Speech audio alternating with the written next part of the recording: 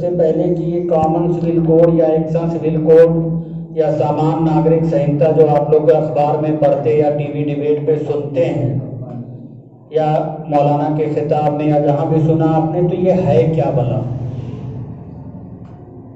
یہ کیا چیز ہے؟ کامن سول کوڈ یا یکساں سول کوڈ ہے کیا؟ دوسری چیز مجھے جو گفتگو کرنی وہ ہے کہ مسلمان یکساں سول کوڈ کیوں نہیں کر سکتا، ایکسیپٹ کیوں نہیں کر سکتا، اس کو قبول کیوں نہیں کر سکتا؟ مسلمان کامن سول کوڈ قبول کیوں نہیں کر رہے ہیں؟ اور تیسری بات مجھے جو کہنی ہے وہ یہ کہنی ہے کہ مسلمان جو ہے یہ کامن سول کوڈ اس ملک کے لیے کیا مفید ہے؟ جو لوگ کہتے ہیں کہ کامن سول کوڈ آنا چاہیے اور اس کے لیے ٹی وی ڈیبیٹ میں آپ نے بہت کچھ سنا ہوگا اور بہت سے لوگ اس کے فیور میں گفتگو کرتے ہیں، اپنی رائے رکھتے ہیں، اپنی باتیں رکھتے ہیں، تو کیا واقعی ان کی بات یہ صحیح ہے کہ اس ملک میں اگر کامن سول کوڈ یا جس کو کہتے ہیں سامان ناگرک سنہتا کو لے آیا جائے تو کیا یہ اس سے ملک کا فائدہ ہوگا یا نقصان؟ اور چوتھی چیز جو مجھے بتانی ہے کہ مسلمان ایسی صورت میں کیا کرے، مسلمانوں کا طریقہ کار کیا ہونا چاہیے، اس کا حل کیا ہے؟ پہلی چیز جو میں نے عرض کی وہ سمجھنے کی ہے کہ کامن سول کوڈ ہے کیا، کس کو کہتے ہیں کامن سول کوڈ؟ قوانین کو اگر دو حصوں میں تقسیم کریں تو دو طرح کے قوانین ہوتے ہیں. ایک وہ ہے جس کو پبلک لا کہتے ہیں، جو جس کا تعلق عام عوام سے ہے، پبلک سے، تمام لوگوں سے ہے، چاہے وہ کسی مذہب کے ہوں، کسی بھی دھرم کے ماننے والے ہوں، کسی بھی برادری کے ہوں، کسی بھی علاقے کے رہنے والے ہوں، کیسے بھی ہوں، سب کے لیے ایک ہوتا ہے. وہ اس ملک میں کامن ہے. جیسے آئی پی سی کے جو دفعات ہوتی ہیں یعنی فوجداری کے قانون، کرمنل لاز، وہ سب کے لیے ایک ہے. اگر آپ نے مرڈر کیا تو 302 ہندو پہ بھی لگے گا، 302 مسلمان پہ بھی لگے گا، وہی جو ہے دلتوں پہ بھی لگے گا، وہی او بی سی پہ بھی لگے گا، وہی جنرل پہ بھی لگے گا. آپ کو کورٹ میں اگر کوئی چیز ثابت کرنی ہے، بحث چل رہی ہے، تو ایویڈنس ایکٹ سب کے لیے ایک ہے. شہادت، قانون شہادت سب کے لیے ایک ہے. ملک میں ٹریفک کا رول بنے گا، وہ سب کے لیے ایک ہے. یہ جو قوانین ہیں اس کو کہتے ہیں پبلک لا، عام قوانین جو پورے نظم و نسق سے تعلق رکھتے ہیں، جو انتظامی امور سے تعلق رکھتے ہیں، وہ پورے ملک کے لیے کامن ہے. دوسرا ایک قانون ہوتا ہے جس کو ہم کہتے ہیں سول لا، یا اردو میں کہیں گے آئلی قوانین، یا ہندی میں کہتے ہیں ناگرک سنہتا یا ناگرک قوانین. یعنی لوگوں کے اپنی زندگی گزارنے کے جو قوانین ہیں، شادی کے، طلاق کے، خاندانی مسائل جو ہیں، جو نکاح، طلاق، وراثت، وصیت، یہ جو اپنے گھر زندگی گزارنے کے قوانین ہیں، اس کو ہم کہتے ہیں پرسنل، ذاتی ناگرک آئلی قوانین. تو اس ملک میں چونکہ مختلف قسم کی آبادیاں ہیں، مختلف مذاہب کے ماننے والے ہیں، مختلف رسم و رواج کو فالو کرنے والے، اس پہ عمل کرنے والے اگر بستیاں اور آبادیاں ہیں اور قومیں ہیں، تو اس ملک میں آئلی قوانین کے لیے ہمارے قانون بنانے والے، ہمارے آئین کو بنانے والے، کانسٹیٹیوشن کو بنانے والے جو لوگ ہیں، انہوں نے سب کے لیے اس کو آزاد رکھا، سب کے لیے آزاد رکھا کہ جو جس چیز کو فالو کرنا چاہتا ہے، مسلمان ہے وہ مسلم پرسنل لا کو فالو کرتے ہیں. ہندو کا چونکہ ہندو کے ہاں جو عملی زندگی ہے، جو ان کے فیملی لاز ہیں، وہ عام طور سے رسم و رواج سے ان کا تعلق ہوتا ہے. اور رسم و رواج جو ہوتی ہیں وہ ہر 30 کلومیٹر 40 کلومیٹر پر بدل جاتی ہے. زبان اور رسم و رواج ہر 40 کلومیٹر پر بدل جائے گی، 40 کلومیٹر 50 کلومیٹر پہ بدل جائے گی. تو ان کے رسم و رواج کا، ان کا تعلق جو ہوتا ہے رسم و رواج سے ہوتا ہے. ان کے جو عملی زندگی یعنی شادی بیاہ کے جو قوانین ہیں، آئلی مسائل جن کو ہم کہتے ہیں، جس کو فیملی لا کہتے ہیں، یہ بدلتے رہتے ہیں. لیکن اس کو بھی سارے ہندو مذہب کے ماننے والوں کے لیے 1954 میں ایک قانون لایا گیا، ہندو میرج ایکٹ اور ہندو سکسیشن ایکٹ. یعنی ان کے یہاں شادی بیاہ کا کیا قانون ہوگا اور وراثت کا کیا قانون ہوگا.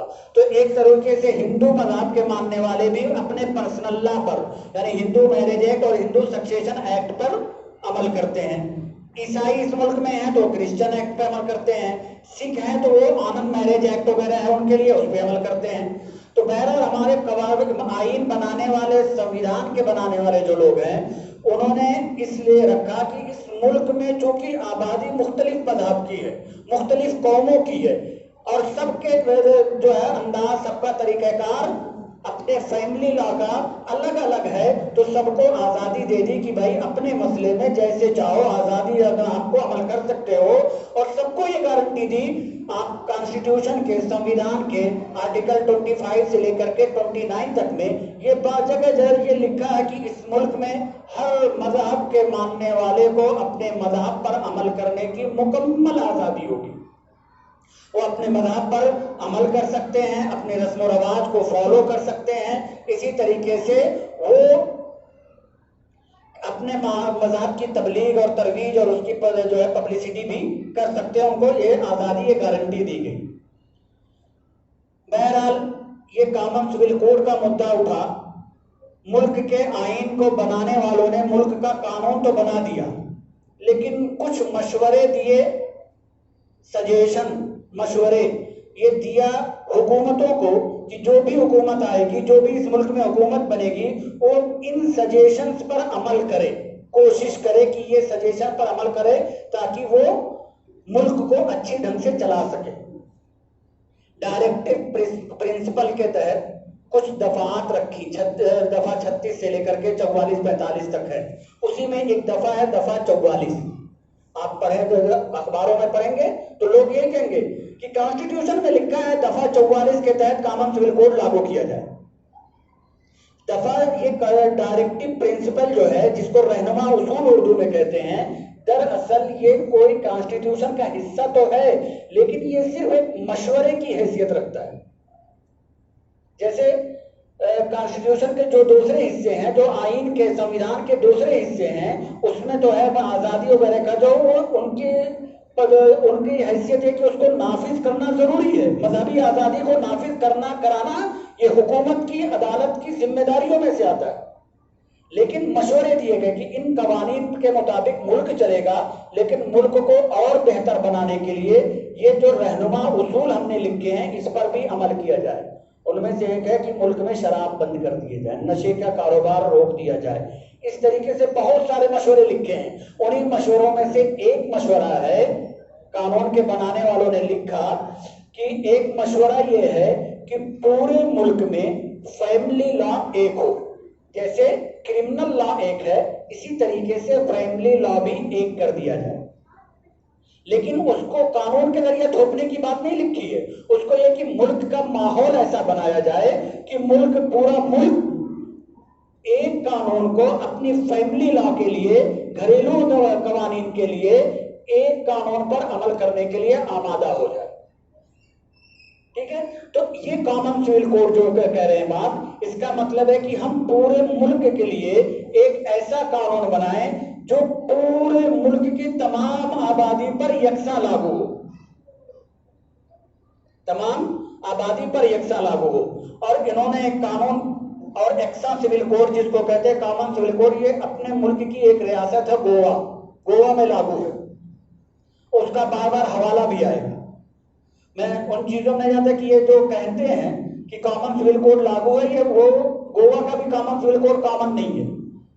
کامن سول کوڈ سب کے لیے ایک قانون ہونا چاہیے، لیکن گوا میں میرج جو فیملی لا ہے، میرج لا ان کے ہاں ہے، اس میں یہ لکھا ہے کہ شادی وہی ہوگی جو مجسٹریٹ کے سامنے جا کر کے رجسٹرڈ کرائی جائے، جو وہاں جا کر کے شادی کی جائے گی وہی شادی ویلڈ ہوگی۔ بقیہ کوئی شادی جو مسجد میں نکاح ہو گیا، جو منڈپ میں جو ہے پھیرے لگ گئے، یہ شادی انویلڈ ہے۔ شادی کون سی ویلڈ ہوگی؟ جو مجسٹریٹ کے سامنے جا کے کی جائے۔ لیکن اسی گوا ایکٹ میں لکھا ہے، البتہ کرسچن، عیسائی جو ہیں وہ چرچ میں جا کر کے فادر کے سامنے جب اوتھ لیں گے، قسم کھا کر کے شادی کا وعدہ کریں گے اپنی بیوی سے، تو وہ ایکسیپٹیبل ہے، وہ ویلڈ ہوگی۔ کیوں؟ اس وقت جب قانون بنا تھا کامن سول کوڈ گوا میں، تو اس وقت ملک میں وہ قانون بنایا تھا پرتگالیوں نے، پرتگیز ایکٹ ہے۔ گوا میں کون سا ایکٹ لاگو ہے؟ پرتگالیوں کا۔ جب وہاں گوا تو 1961 میں آزاد ہوا نا، کافی بعد میں آزاد ہوا۔ 1947 میں آزاد نہیں ہوا تھا تو وہاں پرتگالیوں کی حکومت تھی, انہوں نے ایک قانون بنایا تھا.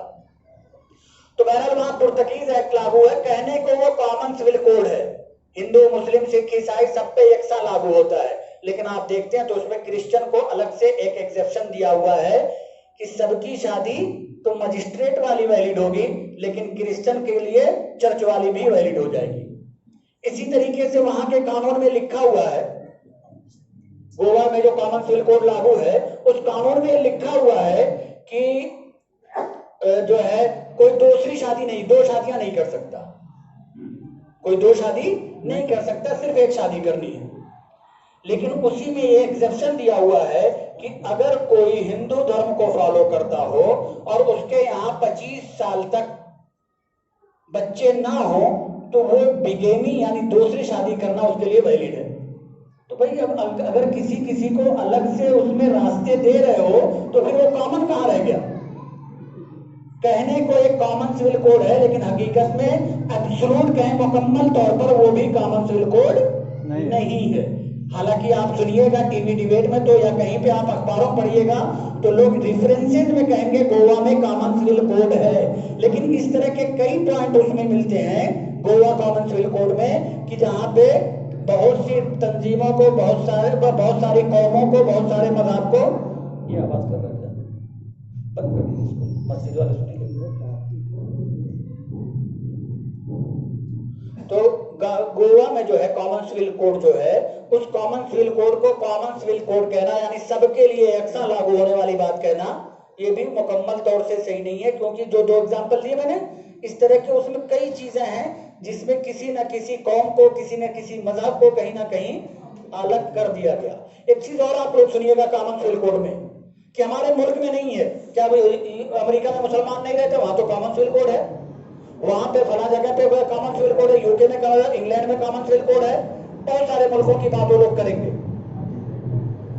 بہت سارے ملکوں کی لوگ کہتے ہیں کامن سول کوڈ وہاں تو ہمارے ملک میں کیوں نہیں. اس کی تو وجہ ہے کہ اپنے ملک میں کامن سول کوڈ نہیں کیوں نہیں ہو سکتا. دیکھیے دوسرے ملک جو ہیں ان کی آبادی ہمارے ملک کی آبادی کی طرح نہیں ہے. آپ یو ایس دیکھیے تو وہ کرسچن بیسڈ کنٹری ہے, وہاں اکثریت کرسچن کی ہے, عیسائیوں کی ہے. یو کے میں اکثریت کس کی ہے؟ عیسائیوں کی ہے, جن کے یہاں رسم و رواج اور طریقہ کار اور سارا قانون ایک ہے. دوسری آبادیاں بہت مختصر ہیں اور ان کی آبادی اتنا مختلف طرح کی قومیں وہاں پہ نہیں ہیں, اس لیے وہ کر بھی سکتے ہیں. حالانکہ مسلمان پھر بھی اس کو نہیں ایکسپٹ کر سکتا, مسلمان کے لیے وہ ایکسپٹ کرنا مشکل ہے. تو اس دوسرے ملکوں کے اوپر اپنے ملکوں کو قیاس نہ کیا جائے, اس طریقے سے ان کو نہ سمجھا جائے.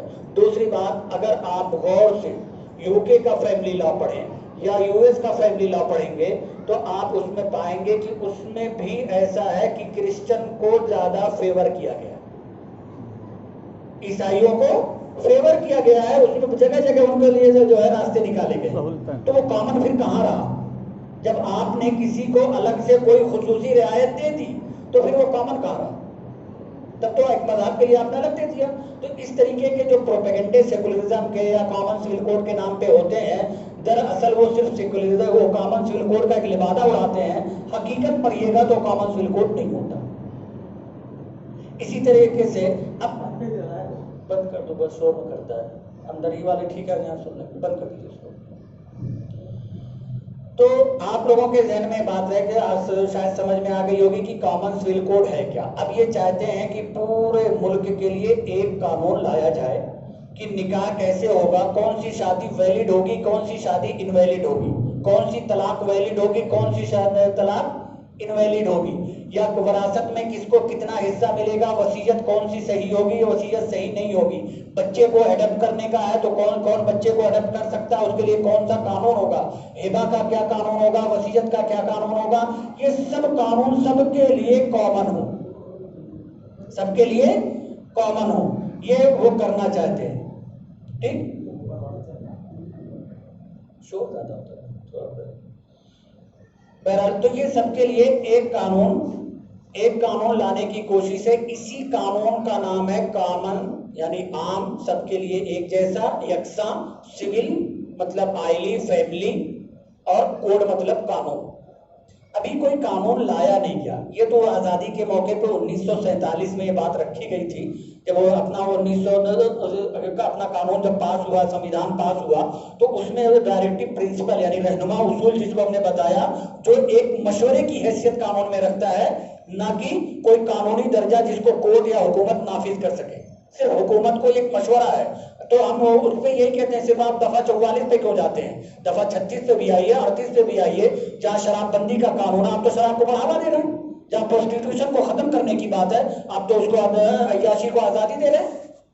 تو ان سب چیزوں پہ کیوں نہیں آتے؟ دفعہ 44 پہ کیوں آ رہے ہوئے؟ تو اس طریقے سے ہمارے قانون کے سنویدھان نرماتا جو تھے, سنویدھان بنانے والوں نے بہت سے مشورے دیے, ان پہ بھی عمل کرو, لیکن وہ آئیں گے دفعہ 44 پہ. بہرحال تو شروعات تو ان نے وہیں سے ہوئی تھی. جس وقت سنویدھان میں بحث چل رہی تھی اس وقت ہمارے جو علماء کرام اور مسلم ممبران پارلیمنٹ تھے انہوں نے مخالفت بھی کی تھی. کہا تھا یہ دفعہ 44 کر گئے, آپ نے دفعہ 25 اور 29 میں جو مذہبی آزادی دی ہے, ہمیشہ مسلمانوں سے ٹکراؤ رہے گا, مسلمانوں کے پرسنل لا کو اور ان سے ان کے دین اور مذہب کو چھینا جائے گا. یہ تو ہمارے گردن پہ چھری رکھ دی آپ نے. امبیڈکر جی نے سنویدھان سبھا میں کھڑے ہو کے کہا تھا کہ وہ کوئی پاگل حکومت ہوگی جو مسلمانوں سے ان کی شریعت چھینے گی اور ان کو جو ہے پرسنل لا کو ختم کرے گی, وہ پاگل ہی کوئی ہوگا. تو انہوں نے صاف صاف اس کہہ کر کے مسلمانوں کو ٹھنڈا کر دیا تھا. لیکن ہمارے مسلم ممبران جو اس وقت تھے وہ اس وقت بھی مطمئن نہیں ہوئے تھے. انہوں نے کہا تھا اس سے ہمارے لیے پرابلم ہوگی. بہرحال یہ جو ہے مدعا چلتا رہا. ایسا نہیں کہ پہلے کو کوششیں نہیں ہوئی. 1972 میں جب مسلم پرسنل لا بورڈ بنا ہے وہ بھی اسی طرح کی ایک کوشش پہ ہوا. اندرا گاندھی جی ایک قانون لا رہی تھی, ایڈپشن ایکٹ. ایڈپشن ایکٹ کا مطلب یہ تھا کہ اگر کوئی انسان کسی بچے کو گود لیتا ہے تو جب وہ اس کو گود لے گا تو وہ اس کا حقیقی بچہ بن جائے گا, حقیقی بیٹا یا بیٹی بن جائے گا. اور جیسے حقیقی بیٹے کو حصہ ملتا, سارے احکام ہوتے, وہی حقیقی بیٹا یا بیٹی کا درجہ اس کا ہوگا. اس وقت جو ہمارے اکابرین تھے انہوں نے مخالفت کی کہ قرآن کریم میں تو بالکل سخت منع ممانعت کی گئی ہے. خود حضور اکرم صلی اللہ علیہ وسلم نے حضرت زید ابن حارثہ رضی اللہ تعالیٰ عنہ کو گود لیا تھا تو ان کو پورے مکہ اور مدینہ میں زید ابن محمد کے نام سے بلایا جانے لگا. تو قرآن میں آیت نازل ہوئی کہ نہیں, زید ابن محمد نہ بلایا جائے بلکہ ان کو ان کے باپ کے نام سے بلایا جائے. اس لیے ان کا نام زید ابن حارثہ کے نام سے پھر مشہور ہوئے.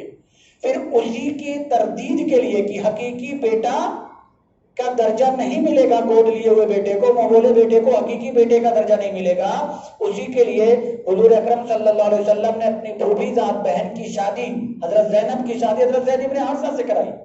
پھر حضرت زید ابن حارثہ اور حضرت زینب میں اتفاق نہیں ہو سکا, دونوں میں طلاق ہو گئی. تو حضرت زید ابن حارثہ نے حضرت زینب کو طلاق دی تو حضرت زینب سے خود حضور اکرم صلی اللہ علیہ وسلم نے نکاح فرمایا تاکہ پورے میسج کلیئر چلا جائے کہ وہ بیٹے کا درجہ نہیں رکھتے, ورنہ بیٹے کا درجہ اگر رکھتے تو جس کو انہوں نے طلاق دی بیٹے کی یعنی بہو سے پھر نکاح نہیں ہوتا, تو بیٹے کا درجہ نہیں رکھتے. بہرحال قرآن کریم میں صاف لکھا ہے کہ ادعوہم لآبائہم, ان کو بچوں کو ان کے باپ سے ان کے نام سے پکارو. حالانکہ جب یہ آیا ایڈپشن ایکٹ تو اگر ایڈپشن کو ہم لاگو کر دیں گے تو یتیم بچوں کے, غریبوں کے اور ان کے لیے بہت سارے راستے کھلیں گے. دیکھیں اسلام کفالت کے, گارجین شپ کے خلاف نہیں ہے. کفالت کو بلکہ یتیم کی پرورش کرنے کو تو اسلام نے بہت بڑا درجہ دیا. کہا کہ اللہ کے رسول نے کہا میں اور یتیم کی پرورش کرنے والے دونوں جنت میں اس طرح ہوں گے, دونوں ملیوں کو ملا کے کہا. تو اس کا درجہ, بہرحال وہ تفصیل میں جانے کا وقت نہیں ہے. تو یہ ایڈپشن کا ایکٹ جو آیا ظاہر سی بات ہے یہ قرآن کے مخالف تھا. اب اگر یہ قانون مسلمانوں پر لاگو ہوتا اور مسلمان اس کو ایکسپٹ کر لیتے, قرآن کی آیت ادعوہم لآبائہم کے خلاف ہوتا. دوسرے صرف ایک ہی قانون نہیں کر ہوتا کہ مسلم سمجھوتا کر لے. اگر کسی نے ایک بیٹے کو, ایک لڑکے کو ایڈپٹ کیا, گود لیا, ظاہر سی بات ہو گئی وہ بچہ بالغ ہوا تو اپنی میں جو مبولی ماں ہے وہ قانون کے مطابق اس سے پردہ نہیں کرے گا اور شریعت کہتی ہے پردہ کرے گا. تو پردے والا قانون متاثر ہوا, وراثت کا قانون متاثر ہوا. قرآن میں بتا دیا گیا ہے کہ نکاح کن سے حلال ہے کن سے حرام ہے. حرمت علیکم امہاتکم, یہ والی پوری آیت میں لکھ دیا گیا کہ تمہارے لیے تمہارے ماں سے نکاح نہیں ہوگا، بہن سے نہیں ہوگا، بیٹی سے نہیں ہوگا، پھوپھی سے نہیں ہوگا، خالہ سے نہیں ہوگا، دادی سے نہیں ہوگا. ساری ایک ایک کر کے قرآن میں بتایا کہ ان رشتوں میں نکاح حرام ہے اور ان کے علاوہ جو ہے وہ حلال ہے. اب یہ بیٹا اور بہو جو بیٹا اور ماں جو بن گئے، ان میں تو اللہ تعالیٰ نے نکاح حلال رکھا تھا، انہوں نے منہ سے بول کر کے اس کو حرام کر لیا، تو نکاح کا قانون ہو گیا. اگر اس کی کوئی اپنی حقیقی بیٹی ہو تو وہ دونوں ایک دوسرے کے لیے، قرآن تو کہتا ہے غیر محرم ہے، لیکن اس کی وجہ سے محرم ہو جاتے. تو اس طرح قرآن پوری شریعت کا جو ہے قوانین سارے متاثر ہوتے. تو ہمارے اکابرین نے کہا یہ قرآن کے مخالف ہے، مسلمان اگر اس کو قبول کرے گا تو وہ قرآن کو سے کمپرومائز کرے گا، اور جو قرآن سے کمپرومائز کرے گا وہ کچھ بھی رہے، مسلمان تو نہیں رہے گا. بہرحال اس وقت مخالفت ہوئی اور بہت زبردست مخالفت ہوئی کہ تمام مسلک کے اور جو نمائندے مل کر کے ممبئی میں 1972 میں جب مخالفت کی، اندرا گاندھی نے اڈاپشن ایکٹ واپس لے لیا، دوبارہ اڈاپشن ایکٹ لائی، لیکن یہ شرط کے ساتھ کہ یہ قانون مسلمانوں پر لاگو نہیں ہوگا. اڈاپشن ایکٹ لگا ہوا. پھر اس کے بعد بھی کئی ساری کوششیں ہوئیں. 85 میں شاہبانوں والے کیس کے ذریعے کوشش ہوئی، عدالتوں کے ذریعہ کوششیں ہوئی، جو مولانا نے واقعہ بتایا اس کے ذریعہ کوشش ہوئی. ابھی کوشش ہوئی لا کمیشن کے ذریعے. دیکھیں لا کمیشن جو ہوتا ہے اس کو بھی سمجھنے کی ضرورت ہے. ہم لوگ گفتگو میں اگر کبھی یا کہیں بات کریں، لا کمیشن کی حیثیت کیا ہے؟ کوئی بھی قانون پاس کرنے سے پہلے حکومت جو ہوتی ہے، لا کمیشن ایک باڈی ہے، اس کے پاس اپنا پروپوزل بھیجتی ہے کہ یہ آیا ہے، یا کوئی حکومت یا کسی عدالت نے کہا اس طرح کا قانون بناؤ، تو وہ لا کمیشن کے پاس بھیجتی ہے کہ اس کو دیکھو، اس کے قانون کی جو ہے اس کا مسودہ، اس کا ڈرافٹ تیار کرو اور بتاؤ ہمیں پورے ملک سے رائے لے کر کے، ایکسپرٹ کی رائے لے کر کے، ماہرین کی رائے لے کر کے کہ یہ قانون بنایا جائے نہ بنایا جائے، اور بنایا جائے تو کس شکل میں بنایا جائے. جب لا کمیشن اپنی رائے بھیجتا ہے تو وہ لا منسٹری کے پاس جاتا ہے، پھر لا منسٹری اس کو دیکھ کر کے پھر اس کو کیبنٹ میں رکھتی ہے بل کی شکل میں. جب تک وہ قانون پارلیمنٹ سے نہ پاس ہو جائے تب تک اس کو صرف کہتے ہیں بل. جس دن پاس ہو گیا اس دن اس کو کہیں گے ایکٹ. تو ابھی جو مسئلہ ہوا 2018 میں اٹھا تو بھی لا کمیشن نے پورے ملک سے رائے مانگی تھی. اس وقت انہوں نے کچھ سوالات ڈالے تھے کہ اس کا جواب دیجیے. ابھی 22ویں لا کمیشن اس نے مشورہ مانگا کہ یہ لاگو کیا جائے یا نہ کیا جائے. پی سی سی، ارے وہ کامن سول کوڈ لاگو کیا جائے یا نہ لاگو کیا جائے، اس کے بارے میں صرف رائے مانگی گئی ہے. تو سب کو 3 سطر کا جواب دینا چاہیے کہ نہیں، یہ نہیں لاگو کرنا چاہیے. آج مسلم پرسنل لا بورڈ نے بھی اپنا جواب جاری کیا ہے، اس جواب کو آپ میل کر کے ان کو بتا سکتے ہیں. تو بہرحال یہ سمجھنے کی چیز تھی کہ وہ لا کمیشن نے ابھی مشورہ مانگا ہے. آپ اپنی رائے، اپنا مشورہ دیں کہ ہمیں لا کمیشن، ہمیں یہ لا کامن سول کوڈ منظور نہیں ہے. تو بہرحال دوسری چیز میں کون سی بات ہم نے کہی تھی کہنے کو کہ مسلمان یہ کامن سول کوڈ قبول کیوں نہیں کر سکتا.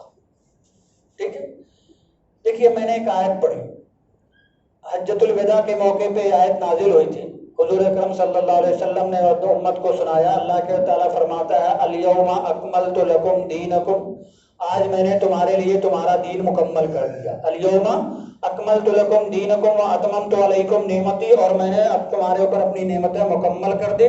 ورضیت لکم الاسلام دینا، اور میں نے تمہارے لیے ایک ہی دین جو ہے دین پسند کیا اور وہ ہے اسلام.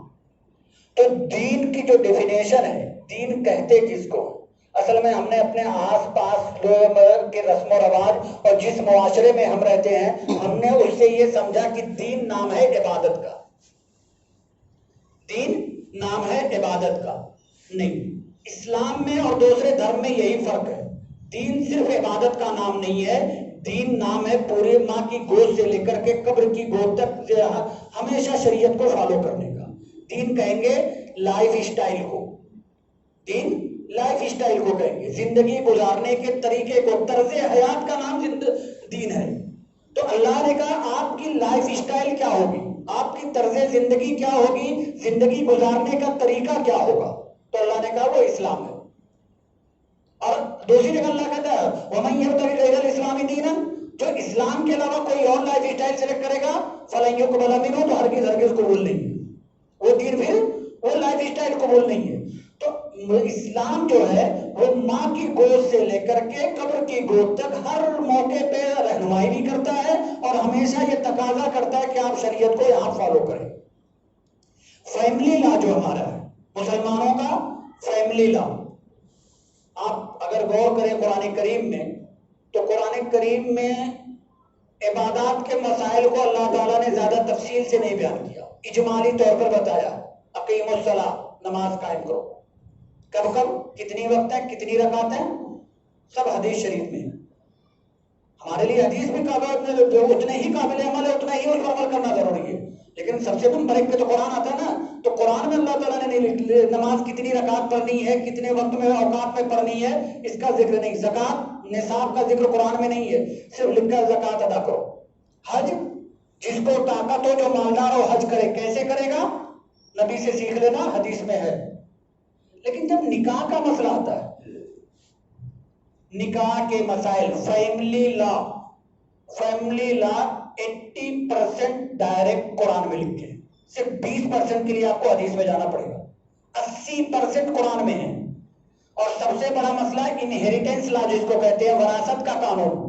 آپ یہاں علماء کرام ہمارے سینئر بیٹھے ہیں، ان سے آپ مل لیجئے گا، پوچھئے گا کسی بھی عالم سے، وراثت کا قانون 95% قرآن کریم میں لکھا ہے. شاید 2-4% کے لیے آپ کو حدیث کا سہارا لینا پڑے، لیکن کس کو کتنا حصہ ملے گا، کس کا کتنا حق بنتا ہے، یہ سب قرآن کریم میں لکھا ہے. اسی طریقے سے نکاح کے مسائل ہیں. آپ دیکھیے اس نکاح کا سب سے پہلا مرحلہ شروع ہوتا ہے کس سے، کہ نکاح کن لوگوں سے حلال ہے، کن لوگوں سے حرام ہے، کن سے نکاح ہوگا، کن سے نہیں ہوگا. تو پوری تفصیل اللہ تعالیٰ نے قرآن کریم میں بیان فرما دی ہے. حرمت علیکم امہاتکم وبناتکم وخالاتکم، پوری آیت پڑھ لیجئے، پورا وہ آیت سلسلہ ہے. دوسرا مسئلہ آئے گا نکاح کا، پہلے کن سے نکاح ہوگا، کن رشتوں میں نکاح ہو سکتا ہے، کن میں نہیں، وہ ذکر ہے قرآن میں. پھر دوسرا مرحلہ تھا کس سے، نکاح کا. نکاح کا موقع، نکاح کے موقع پہ سب سے پہلی چیز جو واجب اور فرض ہوتی ہے وہ ہے مہر. مہر کا ذکر قرآن میں ہے، ٹھیک ہے. قرآن کریم میں آتو صدقاتہن نحلہ، اس میں مہر کا ذکر ہے کہ مہر کا ادا کرو. اس کے بعد اگر دونوں کے بیچ میں اختلاف ہوں گے، شوہر بیوی ایک ساتھ رہیں گے تو جھگڑا ہوگا، دونوں دو ماحول سے آتے ہیں، اختلاف اور جھگڑا ہونا کمپلسری، مطلب نیچرل ہے. تو شریعت نے اب یہ ایک اخلاقی تعلیم تھی، عملی زندگی کی ایک اخلاقی تعلیم تھی، لیکن اخلاقیات کا ذکر بھی اللہ تعالیٰ نے چونکہ شادی بیاہ سے متعلق، عملی زندگی سے متعلق تھا، فیملی لا سے تھا، تو اس کا بھی ذکر اللہ نے قرآن کریم میں کیا کہ جب تم میں اپنی بیوی سے جھگڑا ہو تو جھگڑا ختم کیسے کرو گے، کیا کیا کرو گے، کیسے کیسے کرو گے. پوری تفصیل سے لکھا کہ پہلے اس سے تھوڑا ناراضگی دکھانا، پھر تھوڑا سا سختی کرنا، پھر تھوڑا سا جو ہے اس کو بستر الگ کر کے یا ایک آدھ دو مرتبہ میکے بیچ کر کے دیکھ لینا، الگ رہ کر کے دیکھ لینا. یہ سب اللہ نے قرآن میں بتایا کہ کیسے تم بیوی کے ساتھ اپنے جھگڑوں کو سارٹ آؤٹ کیسے کرو گے. یہ قانونی بات نہیں تھی، اخلاقی بات تھی. کہا پھر بھی مسئلہ بگڑ جائے تو بہت زیادہ ہنگامے مت کرنا، اپنے گھر سے اور اس کے گھر سے ایک ذمہ دار کو بلا کے بیٹھ کے معاملے کو سلجھا لینا. یہ بھی قرآن میں لکھا. تو یعنی شادی بیاہ جو فیملی لا ہے اس میں ایک اخلاقی جو تعلیم تھی اس کو بھی اللہ نے حدیث کے حوالے نہیں کیا، قرآن کریم میں سرحد لکھ دیا خود ہی. پھر مسئلہ آئے گا طلاق کا. طلاق کی تمام شکل، طلاق ہے، خلا ہے، ان کے ذکر اللہ نے قرآن کریم میں لکھا، قرآن کریم میں کیا. خلا کے بعد، طلاق کے بعد عدت خرچ کا ذکر آئے گا، وہ بھی قرآن کریم میں ہے، نفقے کا، مینٹیننس کا. پھر اس کے بعد اولاد کا مسئلہ آئے گا، وہ بھی ہے کہ اولاد کا خرچہ کس پہ ہے، وَلِيُنْفِقْ ذُو سَعَةٍ مِّن سَعَتِهِ. تو یہ جو ہے کہ کون کس کا خرچہ دے گا، یہ بھی ہے. اسی طریقے سے آپ جو ہے بچے کا مسئلہ جو ہے کہ بچے کا خرچہ، مینٹیننس کس پر واجب ہوگا، یہ سب جو ذکر قرآن کریم میں. تو آپ دیکھیں کہ اگر جتنے مسائل ہیں یہ کس میں ہیں، فیملی لا قرآن شریف میں ہے. اب یہ بتائیے کہ اگر انہوں نے ایک قانون بدلا، جیسے کہ ابھی ایک قانون بدلا ہے سپریم کورٹ نے، اس میں کوئی کہہ دے گا کہ مجھ کی توہین عدالت ہوتی ہے، میں مجرم ہوں، لیکن مجھے اس کا کوئی ڈر بھی نہیں. عدالت نے کہا کہ اگر کسی نے اپنی بیوی کو 3 طلاق دے دی تو طلاق نہیں پڑے گی، وہی پارلیمنٹ سے پاس بھی ہو چکا ہے. قرآن کریم کہتا ہے کہ 3 طلاق اگر کسی نے اپنے بیوی کو دے دی، یہ اختلاف ہے اہل حدیث میں اور دوسرے علماء کرام میں کہ ایک ساتھ 3 دیں گے تو 3 پڑے گی یا 1 پڑے گی. نکاح سب کے یہاں ٹوٹتا ہے لیکن 3 طلاق پڑے گی یا 1 پڑے گی اس کا اختلاف ہے. ٹھیک ہے, اس کا اختلاف ہے. کورٹ یہ کہتا ہے کہ اگر تینوں طلاق دے دی تو جو ہے طلاق نہیں پڑے گی, چاہے لکھ کے دو, چاہے زبانی دو, چاہے وہ جو ہے کیسے بھی دو, طلاق نہیں پڑے گی. قرآن کیا کہتا ہے؟ فَإِن طَلَّقَهَا فَلَا تَحِلُّ لَهُ حَتَّى تَنكِحَ زَوْجًا غَيْرَهُ. اگر تینوں طلاق دے دی تو اب اس کے لیے حلال نہیں, اب اس کے لیے حلال نہیں. عدالت کہتی ہے اور دوسرے کا جو قانون, موجودہ قانون ہے, وہ کہتا ہے کہ نہیں حلال ہے. اب بتائیے جس چیز کو قرآن نے حرام قرار دے دیا اس کو حلال دوسرے لوگ کہتے ہیں. اگر مسلمان اس کو حلال مان لے, قبول کر لے کہ ہاں یہ بیوی میرے لیے حلال ہے, جبکہ شریعت کہتی ہے فلا تحل لہ, قرآن کہہ رہا ہے, مفتی کا قول نہیں ہے, قرآن کہہ رہا فلا تحل لہ, وہ اس کے لیے حلال نہیں ہے. اگر قرآن نے جس کو حلال کیا اس کو کوئی حرام مان لے, یا جس کو قرآن نے حرام کہا اس کو کوئی حلال تصور کر لے, تو آپ خود ہی فتویٰ دے لیجیے, آپ خود ہی مسئلہ اپنے دل سے پوچھیے, وہ مسلمان ہے؟ قرآن کے ایک نقطے کا انکار کرنے والا مسلمان نہیں رہے گا. شراب پینا گناہ ہے, کوئی شراب پیتا ہے گناہ سمجھتا ہے, گناہ ہے, وہ فاسق و فاجر ہے.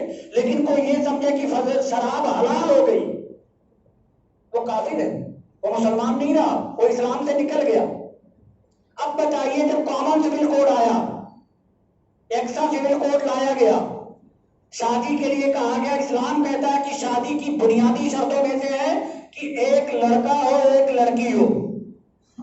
ابھی عدالت میں بحث چل رہی ہے اور فیصلہ آئے گا سب کے خلاف, حالانکہ اس میں ہندو مسلم سب ایک ساتھ ہیں کہ مرد کی مرد سے اور عورت کی عورت سے شادی نہ ہو. لیکن جہاں تک مجھے امید ہے کہ عدالت اجازت دے دے گی, عدالت اجازت دے دے گی, اور کچھ دن میں آپ دیکھیں گے 1 سال کے اندر کہ اس ملک میں لڑکی کی شادی لڑکی سے اور مرد کی شادی مرد سے ہو رہی ہے. اگر کامن سول کوڈ بنتا ہے تو پہلی شرط ہوگی کہ مرد کی شادی عورت سے ہی ہوگی, مرد کی مرد سے نہیں ہوگی. اب اس کے لیے جو عدالت کا فیصلہ آئے گا وہ کیسے ایڈجسٹ کریں گے وہ جانے. دوسرا ہے اس کے لیے سب سے پہلی ضرورت ہے عورت سے بھی اجازت لی جائے, مرد سے بھی اجازت لی جائے, ایجاب و قبول ہوگا. ایجاب و قبول کے بغیر اگر اس کا کیا سسٹم ہے وہ متاثر ہوگا. دوسری بات ہے کہ ایجاب و قبول دونوں کی مرضی ہو گئی, لیکن جتنے نکاح کے ہیں, نکاح کے کن سے نکاح حلال ہے کن سے حرام ہے, یہ سب چیزیں جو قرآن کریم میں ہیں. طلاق کا جو طریقہ کار ہے قرآن کریم میں لکھا ہے, طلاق پڑی نہیں پڑی, حلال ہوئی حرام ہوئی, یہ قرآن کریم میں ہے. اگر ان قوانین کے خلاف کوئی قانون پاس ہوا اور مسلمان قبول کر لیا تو مسلمان رہے گا.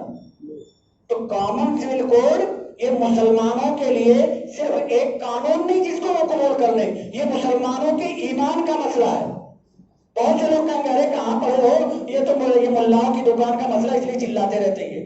یہ ملاؤں کی دکان کا نہیں, مسلمانوں کے ایمان کا مسئلہ ہے کہ اگر کہ ایسے قانون کو قبول کر لیا جس قانون میں شریعت جو قرآن کریم میں لکھا ہوا ہے, جو بالکل قرآن و حدیث میں صراحت کے ساتھ لکھا ہوا ہے, تو وہ کیا ہے اپنے ایمان سے یاد دو پڑیں گے. چاہے وہ یہاں تہجد کرتے ہو مسجد میں آ کر کے, چاہے وہ تو جماعت میں چلے لگاتے ہو, چاہے 100 حج کر لیں, لیکن قرآن کی ایک آیت کا انکار کوئی کر دے, ایک نقطے کا انکار کر دے. میں یہی کہتا ہوں جو طلاق کا قانون پاس ہوا اگر ہم اس کو قبول کرتے ہیں, مسلم پرسنل ووٹ نے اسی وقت ریجیکٹ کیا, ہم اس فیصلے کو اس کو نہیں قبول کر سکتے کیونکہ قرآن کہتا ہے فلا تحل لہ, اگر تینوں طلاق پڑ گئی ہے, چاہے 1 سٹنگ والی یا 3 سٹنگ والی, وہ اختلاف اپنی جگہ ہے, لیکن اگر تینوں پڑ گئی ہے تو اس کے لیے حلال نہیں ہے. اب اگر ہم حلال مان لیں, میں ایک ایسے ہر قانون میں پڑے گا, جیسے میں نے اڈاپشن والے میں بتایا, اڈاپشن والے میں اگر ایک قانون مان لیں کہ وہ حقیقی بیٹے کا درجہ رکھے گا. آپ بتائیے جو خاتون اڈاپٹ کیا باپ نے, ایک میں ہوں, میں ایک لڑکی کو لے جب بیٹے بچے کو لا کے اڈاپٹ کرتا ہوں, آج تک میری بیوی اس کے لیے غیر محرم تھی, جیسے ہی میں نے اڈاپٹ کیا وہ محرم ہو گئی. اب اس کے لیے پردے کا حکم, وراثت کا حکم سب ہوا, صرف میرے اوپر نہیں ہے, سب پہ میں نے اپنی پوری فیملی پہ تھوپ دیا. وراثت کے قانون میں ایک اسبہ کا قانون آتا ہے, پھر پتہ چلا کہ ہم نے اپنے بھائی پہ بھی وہ قانون لے جا کے تھوپ دیا. تو اس طریقے, اور خدا نہ خواستہ آپ ہی دیکھیے اگر ایک انسان ان کا انتقال ہوتا ہے مسلمانوں میں اس کی اولاد نہیں ہے، وراثت کس کو ملے گی؟ بھائی کو مل جائے گی۔ اگر کوئی اولاد نہیں ہے تو بھائیوں کو وراثت ملے گی اسبا کی وجہ سے۔ اب میں نے کسی کو اڈاپٹ کر لیا تو میں نے اپنے بھائی کا حق مانا کہ نہیں مانا؟ کیونکہ شریعت تو کرے سارا حق میرے بھائی کا ہوگا، کیونکہ میری اب کی کوئی اولاد نہیں۔ ہم نے ایک بچے کو گود لیا، اپنا بیٹا بنا لیا، اپنے بھائیوں کو محروم کر دیا۔ تو جو شریعت کے اعتبار سے میرے بھائی کا حق تھا، میں نے وہ چھین کر کے کسی دوسرے کو دے دیا جو میرا حق ہی نہیں تھا۔ تو اس طریقے سے قوانین بدلیں گے جو شریعت میں نے کہا وراثت میں 95% مسئلہ قرآن کریم میں ہے۔ اب یہ مسئلہ جو ہم نے بدل دیا ایک قانون سے، تو ایک قانون جب بدلتا ہے وہ ایک قانون نہیں رہتا، پوری شریعت کو بدلتا ہے۔ تو اس لیے مسلمان کا جو کہ ایمان کا سوال ہے، مسلمان اسی لیے کچھ بھی کر لے وہ ہم سمجھوتے کے لیے تیار نہیں۔ اب ہمارے پڑھے لکھے مسلمان جو پروفیسر ہیں، جو انٹلیکچوئل ہیں، وہ تھوڑا سا ایک سوال کرتے ہیں، جو وقت شاید ہو رہا ہے لیکن بس 5 منٹ اور رک لوں گا۔ وہ ایک سوال کرتے ہیں کہ مولانا وقت کے ساتھ ساتھ تو بہت چیزیں بدلتی ہیں، تو کیا دین میں کچھ تھوڑا سا کچھ اجتہاد جو ہوتا ہے، اجتہاد مفتی لوگ نہیں کر سکتے نئے زمانے کے حساب سے؟ نئے زمانے کے حساب سے اجتہاد نہیں کر سکتے کہ بھائی کچھ اس میں راستہ نکالیں؟ دیکھیے اجتہاد کا یعنی مفتیوں کی رائے کا یا علماء کی رائے کا کس حد تک اسلام میں چل سکتا ہے، یہ ہم کو سمجھنے کی ضرورت ہے۔ جو مسائل قرآن کریم میں یا حدیث صحیح میں منصوص ہو، بالکل صراحت کے ساتھ، منصوص مطلب بالکل کلیئر صراحت کے ساتھ ذکر ہو، جن کا ذکر قرآن کریم میں یا صراحت کے ساتھ ذکر ہے، جن کا ذکر شریعت میں، جن کو ہم لوگ منصوص کہتے ہیں فقہ کے اصطلاح میں، جو منصوص مسائل ہیں اس میں اجتہاد نہیں ہوتا۔ اس کی ایک مثال دیتا ہوں، آپ سمجھ جائیں گے کہ ہم مفتی کر سکتے ہیں کہ نہیں۔ اس وقت جیسے ہمارے ملک میں کیا چلتا ہے، جہیز کی ایک بہت بڑی لعنت ہے، بیٹیوں کی شادیاں نہیں ہو پاتی جہیز کا انتظام نہ ہونے کی وجہ سے۔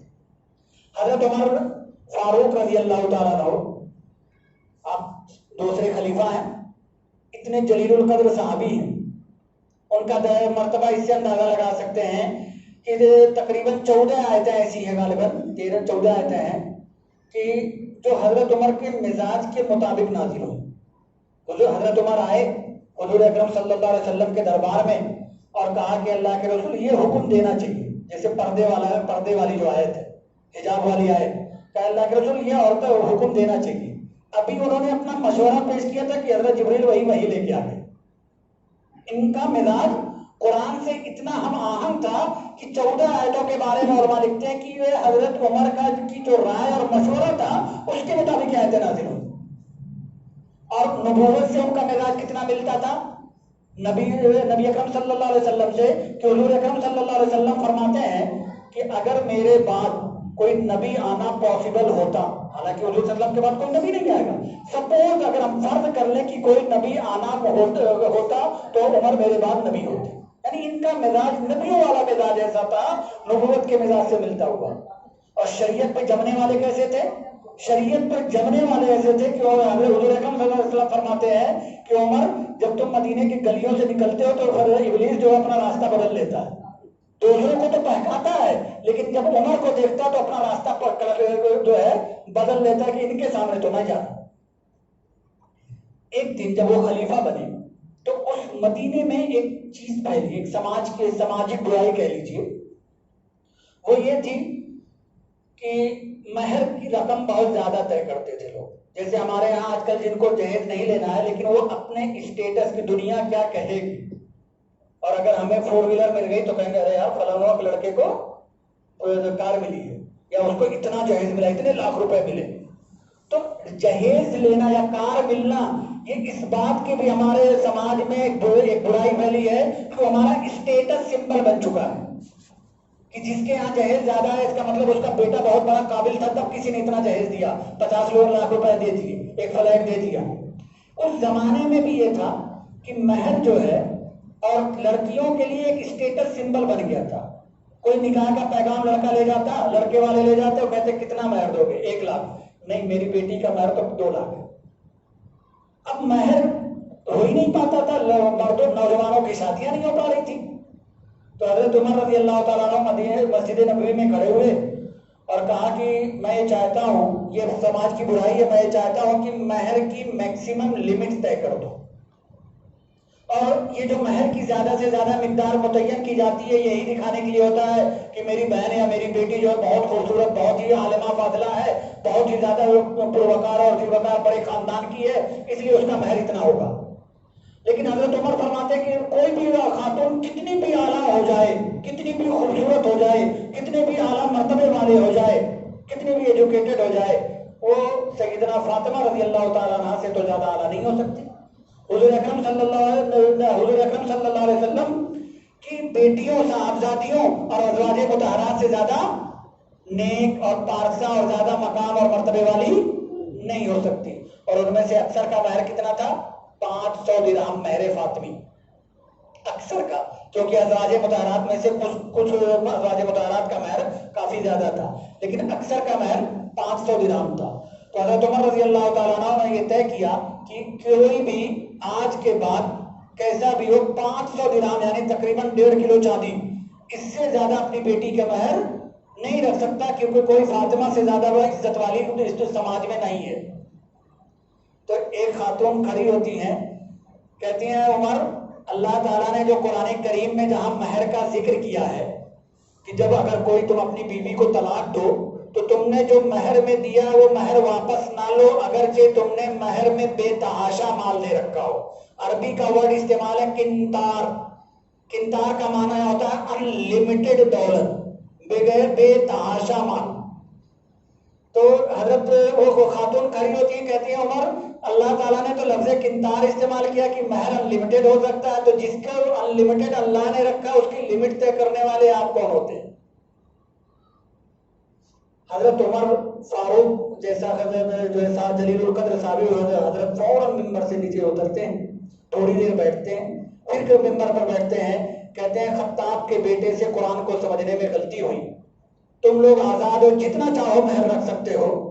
اور پھر عاجزاً اور تواضعاً کہتے ہیں کہ تم مدینے کا ہر شخص جو ہے عمر سے زیادہ قرآن کو سمجھنے والا ہے۔ اب آپ دیکھیے کہ جس چیز کو قرآن کریم نے ان لمیٹڈ رکھا ہے اس کی لمٹ طے کرنے کا حق حضرت عمر فاروق کو نہیں ہے، تو جس چیز کی اجازت قرآن نے دی اس کو کوئی مفتی کیسے کر سکتا ہے؟ اس اجازت کو ختم کرنے کا، 4 شادیوں کی اجازت، حالانکہ 4 شادیوں والا جو مسئلہ مولانا نے چھیڑا، اب 4 شادیوں والے مسئلہ کا جواب اس سے ایک پہلے والی آیت پڑھ لیجیے، جواب مل جائے گا۔ اس سے پہلے والی آیت کیا ہے؟ وَإِنْ خِفْتُمْ أَلَّا تُقْسِطُوا فِي الْيَتَامَىٰ فَانكِحُوا مَا طَابَ لَكُم مَّثْنَىٰ وَثُلَاثَ۔ اگر تمہیں یہ ڈر ہو، اللہ تعالیٰ نے اس سے پہلے یتیموں کے حالات بتائے کہ اگر تم میں کوئی بچیاں جو ہے یتیم ہو جاتی ہیں، کوئی لوگ یتیم ہیں، تو ان یتیموں کو ان کے حقوق ادا کرو، لیکن اپنی بیوی اور بچوں کی موجودگی میں اور کوئی جو ہے یتیموں کی جو ہے خبر گیری نہیں کر سکتا، ان کی زیادہ سے خبر گیری، اچھی ڈھنگ سے ان کی پرورش یا یہ سب چیزیں نہیں دے سکتا، اس میں کوئی اس لائق ہو کہ شادی کے لائق ہو تو تم شادی کر لو اس سے، اس طریقے سے تم اس کے حقوق کی ادا کرو گے۔ یا کوئی بچی ہے تو اس کی ماں سے شادی کر لو، ایک آدمی کا انتقال ہوا، وہ 2-3 بچیاں چھوڑ کے گیا، بیوہ چھوڑ کے گیا ہے، آپ اس کے حقوق ادا نہیں کر پا رہے کہ ان کی بچیوں کو بھی دیکھو، اس کی بیوی کے کیسے اس کے سارے پیسے دے دوں گا، تو اس کی ماں سے شادی کر لو، یتیموں کی پرورش ہو جائے گی۔ تو پس منظر جو چل رہا تھا وہ یتیموں کی پرورش کا، حالانکہ وہ شرط کے طور پر تو نہیں ہے، لیکن پس منظر پڑھیے گا تو آپ ہے کہ ایسے حالات آتے ہیں۔ ہم جانتے ہیں کہ ایک صاحب کو ہم جانتے ہیں جن کی پہلی بیوی آدھا منٹل پاگل ہے، اب یا تو اس کو طلاق دیں گے، بیچاری کہاں جائے گی؟ قاری صدیق صاحب بانگی رحمۃ اللہ علیہ کے ایک استاد اب بھی ہیں، مولانا باب الدین صاحب، جب دیکھو ہنستے رہتے ہیں۔ میں نے ایک دن ان سے ملاقات میں کہا حضرت آپ بہت بڑا کوئی غم چھپا رہے ہیں، تو سب کو کہتے تھے جو بچوں کو پہلوان کہتے، پہلوان بہت تیز دماغ چل رہا ہے، خاموش رہے۔ بعد میں پتہ چلا ان کی بیوی پاگل تھی، تو حضرت سے جب مشورہ کیا تو حضرت نے کہا کہ بھائی طلاق دو گے تو بھائی بھی تو نہیں رکھیں گے، پاگل ہے، نکال دیں گے گھر سے، اور کون اس سے شادی کرے گا؟ تم ہی صبر کر لو، اللہ تعالیٰ تمہیں آخرت میں اس کے بدلے اجر دے گا۔ اور انہوں نے اس پہ صبر کر لیا۔ ایسی سچویشن میں انسان کیا کرے؟ کہتے ہیں دوسری شادی کر لو، اس کو طلاق نہ دو، ایک کو بچے نہیں ہو رہے، تب کیا ہے؟ تب ہے کہ آپ دوسری شادی کر لو۔ اب ایک لڑکی ہے، بیوہ ہے، اس پہ ہم لوگ تو دارو قضا سے رہتے ہیں، روزانہ فیملی ایشوز آتے ہیں۔ جس لڑکی کو 35-40 سال کی جو خاتون بیوہ ہو گئی یا مطلقہ ہو گئی، دنیا میں سب اس کے ویل وشر آتے ہیں خیر خواہ بن کر کے، لیکن وہ ویل وشر کیسے ہوتے ہیں سب سمجھتے ہیں اس کو۔ ان میں سے کسی سے وہ خاتون کہہ دیتی ہے مجھے سوشل آئیڈینٹی دے دیجیے، سماج میں اپنا نام دے دیے، تو وہ خیر خواہی سب ختم ہو جاتی ہے، خیر خواہی سب ختم ہو جاتی ہے۔ تو اسلام کہتا ہے، چونکہ اسلام میں ایک ہے کہ کسی خاتون سے اگر آپ کسی طرح کا رشتہ رکھنا چاہتے ہیں تو اس کی ذمہ داریاں بھی آپ نبھائیں گے۔ عورت کا وہ مقام اور مرتبہ دیا ہے کہ آپ صرف اس سے کھیل نہیں سکتے، لیو ان ریلیشن شپ میں رہ کر کے مزہ نہیں لے سکتے۔ اگر آپ اس سے لیو ان ریلیشن شپ میں رہ رہے ہیں تو اس کے ٹوٹل 100% اس کی رسپانسبلٹی لینی ہوگی۔ اگر آپ کرنا چاہتے ہیں تو اگر کسی سے خیر خواہی ہے، کوئی پریشان ہے، اس کے ویل وشر بننا چاہتے ہیں تو مکمل رسپانسبلٹی لیجیے، اور جتنا اپنی دوسری بیوی کو آپ دیتے اتنا اس کو بھی دیجیے، بیوی بنا کے رکھیے، اور وہ بھی زیادہ نہیں، جتنا من کا مرضی ہو، ہوس پرست کے پجاری بنے رہیے، انصاف کے ساتھ کریے، اور 4 سے زیادہ نہ ہونے پائے۔ 4 سے زیادہ اوقات نہیں ہے تمہاری کیوں کر سکو تو زیادہ زیادہ 4 ہی میں کرنا۔ جس کامن سول کوڈ کی بات ہو رہی نا، گوا میں کامن سول کوڈ لاگو ہے، ویلڈ آن پیپر ایک شادی ہو سکتی ہے، لیکن لیو ان میں سائڈسٹ جس کو کہتے ہیں انگلش آپ کو آج کے زبان میں، تو یہ نوجوان ہوں گے وہ جانتے ہوں گے، اس کو کہا جاتا ہے سائڈسٹ۔ سائڈسٹ آپ کتنے بھی رکھ لو، قانون کوئی پکڑ نہیں کرتا۔ یعنی بیوی بناؤ گے، دوسری جو لڑکی ہے اس کو بیوی بناؤ گے تو کہے گا بولے کہ نہیں ہے قانون جرم ہے، لیکن اگر کہو گے کہ نہیں ہماری کوئی بیوی نہیں ہے تو گرل فرینڈ ہے، ٹائم پاس ہے، کہتے تب ٹھیک ہے۔ اس سے بچہ پیدا ہو گیا دوسری سائیکل سے تو کہتے ٹھیک ہے اس کو وراثت دے دیتے ہیں۔ ابھی جو جلدی ہندو سکسیشن ایکٹ میں چینجنگ کی ہے تو وہ اسی طرح کی چینجنگ ہے۔ تو میں یہ کہتا ہوں کہ وہ دوسری بیوی جس کو یہ گرل فرینڈ اور لیو ان پارٹنر کہہ رہا ہے وہ کیا عورت نہیں ہے، اس کے حقوق نہیں ہے؟ اسلام کہتا ہے اس کو بھی حق دو۔ آپ کہتے نہیں وہ جائز تو ہے، اس کو بیوی کا درجہ نہیں دیں گے، پتنی کا درجہ نہیں دیں گے، اس سے پیدا ہونے والی بیوی کی جو اولاد ہے اس کو درجہ دے دیا، وراثت میں حصہ بھی دے دیا، لیکن اس کو شادی نہیں، یعنی کہ حرام طریقے سے چاہے جو کرو۔ بلکہ ابھی چیف جسٹس صاحب نے، بس 2 منٹ کی بات ہو رہا ہے، چیف جسٹس صاحب نے چندرچوڑ جی نے یہ کہا، ایک ہنسی آئے گی کہ نظریہ کیا لوگوں کا، وہ کہتے ہیں کہ ایک لڑکی سے شادی کر کے آپ اس کے سیکسولیٹی کے مالک نہیں ہو جاتے، وہ جہاں من کے بولا آپ شوہر ہو تو آپ اس کے سیکسولیٹی کے مالک نہیں، وہ جس سے چاہے اپنے ریلیشن بنائے۔ تو اس طرح کے قوانین ہیں، اب اس طرح کے کمنٹ آتے ہیں، آپ سوچئے کہ پھر کیا ہوگا۔ تو بہرحال دوسری چیز ہے، دوسری چیز جو مجھے بتانی تھی کہ مسلمان اس کو کسی بھی صورت میں قبول نہیں کر سکتا۔ تیسری چیز، ٹائم زیادہ ہو گیا، بہرحال 2-3 چیزیں اور تھی، میں وقت زیادہ لے لیا، معذرت چاہتا ہوں کہ ٹاپک کی بات تھی۔ ایک چیز یہ ہوتی ہے کہ جو کامن سول کوڈ اس ملک کے لیے مناسب ہے کہ نہیں، 2-3 مدعے لوگ اٹھاتے ہیں۔ سب سے پہلا کہتے ہیں کہ کامن سول کوڈ آ جائے گا تو ایکوالٹی پیدا ہوگی، لوگوں میں اتحاد ہوگا، کیونکہ سب ایک ہی قانون سے آگے جائیں گے تو لوگوں میں جو ہے ایک وہ پیدا ہوگا، یونٹی پیدا ہوگی، دونوں میں اتحاد پیدا ہوگا۔ کوئی ان سے پوچھے کہ اس پوری دنیا میں 2 جنگیں ہوئی ہیں جس کو جنگ عظیم کہا جاتا ہے، ورلڈ وار، وہ دونوں ورلڈ وار جو ہوئے، عالمی جنگیں ہوئیں، وہ دونوں عیسائیوں کے بیچ میں ہوئی تھی، وہاں ایک ہی قانون کو فالو کرتے تھے۔ ایران اور عراق میں جنگ ہوئی، 10 سال تک چلی، 1 لاکھ لوگ سے زیادہ مارے گئے، دونوں ایک ہی دھرم کو فالو کرتے تھے۔ ایک قانون سے بانٹ دینے سے یونٹی اور اتحاد پیدا نہیں ہوتا۔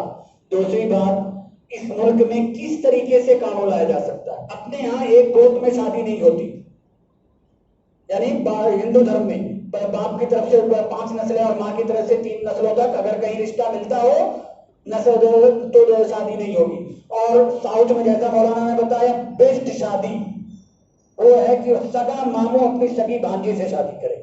بتائیے اس کے لیے کیا قانون بنائیں گے؟ دونوں کو ایک جٹ کیسے کر سکتے ہیں؟ ہمارے یہاں پہ رسمیں بدلتی ہیں، ہندو دھرم کو کہہ رہے ہیں جہاں جن کی آبادی زیادہ ہے، کہیں پہ ہے جو ہندو میرج ایکٹ میں بھی لکھا ہوا ہے، ارے اسپیشل میرج ایکٹ میں، اسپیشل میرج ایکٹ وغیرہ میں لکھا ہوا ہے کہ کہیں پہ ہندو دھرم میں شادی کمپلیٹ ہوتی ہے اگنی کا 7 چکر لگانے سے، تو کہیں پہ شادی کمپلیٹ ہوتی ہے جے مال پہنانے سے، کہیں پہ شادی کمپلیٹ ہوتی ہے سندور لگانے سے، کہیں پہ شادی کمپلیٹ ہوتی ہے منگل سوتر پہنانے سے. اور ساؤتھ میں ایک قوم ایسی ہے کہ شادی ان کے یہاں کمپلیٹ ہوتی ہے جب دولہا دلہن کو گود میں اٹھا دے. جس وقت گود میں اٹھایا شادی ہوگی. تو اب بتائیے ایک قانون پہ اس کو کیسے لائیں گے؟ ہمارے جھارکھنڈ کے سابق چیف منسٹر شبو سورین جی جس آدیواسی اس سے تعلق رکھتے ہیں وہاں کئی ساری بیویاں رکھنے کا ہے. شبو سورین جی کی بھی کئی ساری بیویاں ہیں. اب بتائیے ان کے لیے کون سا قانون لائیں گے؟ کانسٹیٹیوشنل بات آئے تو آپ نے خود جس وقت اس ملک کو ایک جٹ کیا گیا سردار ولبھ بھائی پٹیل اور نہرو جی نے مل کر کے ساری ریاستوں کو ایک کیا، اس وقت آپ نے منی پور کو، آپ نے ناگالینڈ کو، 370 کی بات تو بڑے اچھے سے کرتے ہو لیکن 371 اے اور 371 بی اور 371 سی جا کر کے پڑھ لیجئے. اس میں جو لوگوں کو آپ نے وہ اسی شرط پر اس ملک سے جوڑے تھے کہ 371 اے کے تحت ہے کہ ناگالینڈ والوں کو اجازت ہے کہ وہ اپنے حساب سے اپنے رسم و رواج کو فالو کریں گے. آدیواسیوں کو اجازت دی گئی ہے. یہ سارے قانون آپ کو ختم کرنے پڑیں گے اور جس دن 371 اے ختم کرو گے ناگالینڈ آپ کا حصہ نہیں رہ جائے گا، میزورم آپ کا حصہ نہیں رہ جائے گا. تو ان لوگوں یہ تو ملک کو توڑنے والی بات ہوئی. تو جس ملک میں اتنے مختلف مزاج کے لوگ رہتے ہوں وہاں پہ یہ بات کرنا یہ دراصل ایک ٹریپ ہے، ایک پروپیگنڈا ہے. اس کو جو ہے کرنے سے مسلمانوں کے ہی نہیں پورے ملک کے بکھرنے، ملک کی سالمیت کو خطرہ ہے. آج ہی آپ اخبار پڑھیے، ناگالینڈ والوں نے مخالفت درج کرا دی، آدیواسیوں نے مخالفت درج کرائی ہے، ادھر عیسائیوں نے بھی مخالفت درج کرائی ہے. کیوں؟ ہر ایک اپنے اپنے آپ سے جو ہے وہ کر رہا ہے، ان کو تو آسان نہیں ہے. آخری بات، مسلمان کیا کریں؟ ابھی تو ایک قانون مدعا اٹھا، لا کمیشن نے جواب مانگا. آپ 5 لاکھ نہیں 5 کروڑ دستخط لکھ کے بھیجیے. میل آئی ڈی آج مسلم پرسنل لا بورڈ کے لیٹر پیڈ پہ بھی آئی ہے. آپ جو انہوں نے 2 لائن کا جواب ہے وہ جواب اردو، ہندی، انگلش، فارسی کسی میں لکھ کے بھیجیے. یہ ڈیفینسو دفاع ہے. حقیقت میں اگر ہم چاہتے ہیں کہ یہاں ہم قرآن و حدیث پر عمل کریں، ہمارا ایمان بچا رہے، تو اس کے لیے ہمیں کیا کرنا چاہیے؟